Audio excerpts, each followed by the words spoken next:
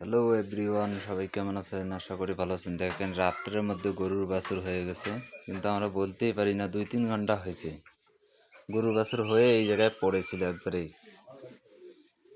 এই দেখেন, গরু যে রাত্রের মধ্যে বাছুর হয়েছে, বাঁশটা সব ভেঙে ফেলছে। আমরা তো কইতেই পারি না, গরু এই জায়গায় বান্ধা ছিল। আর দেখেন, বাছুর হয়ে এইদিকে পড়েছিল একবারে ড্রেনের ধারে। বাছুরে প্রচুর ঠান্ডা লাগছে, দেখি প্রচুর ঠান্ডা লাগছে।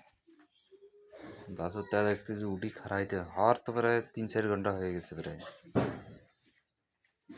আমরা বলতেই পারি না। আমি আবার প্রতি রাইতে উঠি দেখি, কিন্তু আজকে রাইতে উঠিই না, যেহেতু ডাক্তার 5 দিনের ডেট দিয়ে গেছে।